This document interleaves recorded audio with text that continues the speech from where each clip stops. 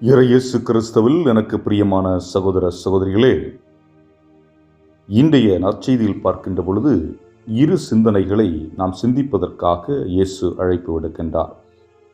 முதலாவதாக இயேசு தன்னுடைய மரணம், உயிர்ப்பு இவற்றை தங்களுடைய சீடர்களுக்கு அறிவிப்பதையும், இரண்டாவது தேவையான வரியை அரசுக்கு செலுத்துவதையும் அவர் வெளிப்படுத்துவதை நாம் பார்க்கின்றோம்.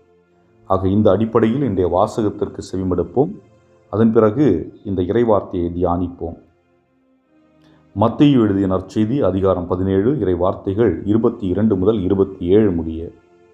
அக்காலத்தில் கலிலேயாவில் சீடர்கள் ஒன்று திரண்டிருக்கும் போது இயேசு அவர்களிடம், மானிட மகன் மக்களின் கையில் ஒப்புவிக்கப்பட இருக்கிறார். அவர்கள் அவரை கொலை செய்வார்கள், ஆனால் அவர் 3ஆம் நாள் உயிருடன் எழுப்பப்படுவார் என்றார். அப்பொழுது அவர்கள் மிகவும் துயரமடைந்தார்கள். அவர்கள் கப்பர்நாகுமுக்கு வந்தபோது கோவில் வரியாக 2 திராக்மா தண்டுவோர் பேதுருவிடம் வந்து, உங்கள் போதகர் 2 திராக்மா வரியை செலுத்துவதில்லையா என்று கேட்டனர். அவர், ஆம் செலுத்துகிறார் என்றார். பின்பு வீட்டிற்குள் வந்து பேதுரு பேசத் தொடங்குவதற்கு முன்பே இயேசு, சீமோனே, உனக்கு எப்படி தோன்றுகிறது? இவ்வுலக அரசர்கள் சுங்க வரியையோ தலைவரியையோ யாரிடமிருந்து பெறுகின்றார்கள்? தங்களுடைய மக்களிடமிருந்தா மற்றவர்களிடமிருந்தா என்று கேட்டார். மற்றவர்களிடமிருந்துதான் என்று பேதுரு பதிலளித்தார். இயேசு அவரிடம், அப்படியானால் குடிமக்கள் இதற்கு கட்டுப்பட்டவர் அல்ல. ஆயினும் நாம் அவர்களுக்கு தடையாக இருக்கக்கூடாது. எனவே நீ போய் கடலில் தூண்டில் போடு. முதலில் அகப்படும் மீனை எடுத்து அதன் வாயை திறந்து பார்த்தால் ஸ்தத்தோர் நாணயத்தை காண்பாய். அதை எடுத்து உன் சார்பாகவும் என் சார்பாகவும் அவர்களிடம் செலுத்து என்றார். ஆண்டவரின் அருள்வாக்கு. இறைவா உமக்கு நன்றி. அன்புக்குரியவர்களே, முதலிலே இயேசு தன்னை கொலை செய்வார்கள், நான் 3ஆம் நாள் உயிருடன் எழுப்புவேன் என்று சீடர்களிடம் கூறுகின்றார்.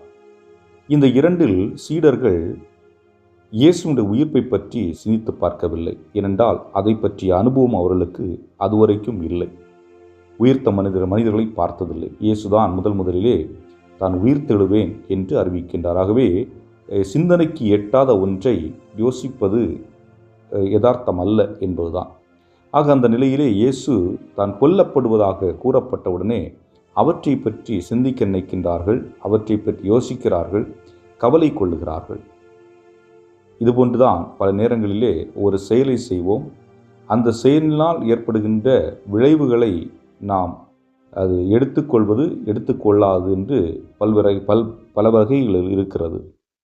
குறிப்பாக ஜெபம் செய்வதனால் ஏற்படுகின்ற நன்மைகள் என்ன? ஆனால் ஜெபம் செய்வதற்கு கடினமாக இருக்கும். ஆனால் ஜெபம் செய்தால் மனம் ஆறுதலாக இருக்கும் என்பதை நாம் மறந்து விடுகிறோம். படிப்பதற்கு கடினமாக இருக்கும், படிப்பதற்கு விருப்பம் இருக்காது. ஆனால் படித்தால் பரீட்சையில் வெற்றி பெறலாம், வாழ்க்கையில் வெற்றி பெறலாம் என்பது ஒன்று. அதுபோன்று பல தொழில்களாக இருக்கலாம், கற்றுக்கொள்வதற்கு கடினமாக இருக்கும். ஆனால் ஒருமுறை கற்றுக்கொண்டு விட்டால் அது நம்முடைய வாழ்வை உயர்ந்த நிலைக்கு எடுத்துச் செல்லும். அதுபோன்றுதான் இயேசுடைய இறப்பை மட்டுமே சிந்திக்கின்றவர்களால் இயேசுடைய உயிர்ப்பை சிந்திக்க முடியவில்லை. ஆக இயேசுடைய உயிர்ப்பை ஒருவேளை அவர்கள் சிந்தித்து பார்த்திருந்தால் அவர்களுடைய எண்ணங்களிலே மாற்றங்கள் ஏற்பட்டிருக்கலாம். ஆக இன்று நாம் ஏற்கனவே இயேசுடைய உயிர்ப்பை அனுபவித்திருக்கின்றோம். அப்படி என்றால் நம்முடைய வாழ்விலே அன்றாடம் நாம் இயேசுவோடு உயிர்த்தெழுகின்ற அந்த ஒரு எண்ணம் நமக்குள் இருந்து கொண்டே இருக்க வேண்டும். ஏனென்றால் ஒவ்வொரு திருப்பலியிலும் இயேசுடைய இறப்பையும் உயிர்ப்பையும் நாம் நினைவு கூறுகின்றோம் என்பதை மறந்துவிடக்கூடாது. இரண்டாவதாக பார்க்கின்ற பொழுது இந்த திராக்மா, அதாவது யூதர்கள் அனைவருமே அரை திராக்மா வீதம் வரி செலுத்த வேண்டும் என்பதுதான்.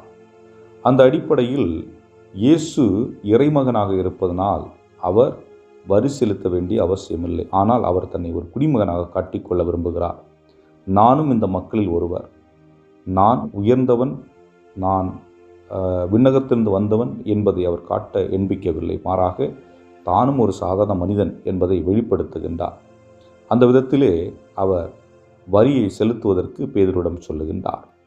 ஆகவே இங்கே இயேசு சொல்ல வருவது என்னவென்றால், உயர்ந்தவன் தாழ்ந்தவன் என்ற பாகுபாடு நம்மிடம் இருப்பது அவர் விரும்புவதில்லை. மாறாக நாம் அனைவரும் சமம், நாம் அனைவரும் ஒற்றுமையுடன் இருக்க வேண்டும் ஏற்றத்தாழ்வுகள், பிளவுகள் தேவையில்லை, அவைகள் நம்மை அழித்துவிடும் என்பதை வெளிப்படுத்துகிறார். இது எல்லா இடங்களிலும், ஏனென்றால் இன்று நம்முடைய பள்ளிக்கூடங்களிலும் கல்லூரிகளிலும் பணி செய்கின்ற இடங்களிலும் ஏற்றத்தாழ்வுகள் அதிகம் இருக்கிறது. உயர்ந்தவன் தாழ்ந்தவன் என்ற பாகுபாடு இருக்கிறது. ஜாதிய பாகுபாடுகள், பணம் பாகுபாடுகள் என்பது போன்ற பல மனிதர்களை அடிமைகளாக எண்பிக்கின்ற ஒரு நிலை இருந்து கொண்டிருக்கிறது. அந்த நிலையை இயேசு விரும்பவில்லை. அதை நம்மிடமிருந்து அகற்றுவதற்கு இயேசு நம்மிடம் கேட்கின்றார். ஆக இதை உள்வாங்கியவர்களாக இந்த நாளை இறைவன் கரத்திலே ஒப்புக் கொடுப்போம். இறைவன் உங்களை நிறைவாக ஆசீர்வதிப்பாராக. ஆமென். என்றும் வாழும் எல்லாமல்ல இறைவா, இதோ நாங்கள் மனிதர்களை மனிதர்களாக மதிக்கவும், ஒருவர் மற்றவரை ஏற்றுக்கொண்டு வாழவும், ஒருவரிடம் இருக்கின்ற பலவீனத்தையும் ஏற்று அவருடைய டிக்னிட்டி, அவருடைய உணர்வுகள், இவைகளை நாங்கள் மதித்து வாழ வேண்டிய அருளையும் அளித்தருள எங்கள் ஆண்டவராய கிறிஸ்து வழியாக மன்றாடுகின்றோம்.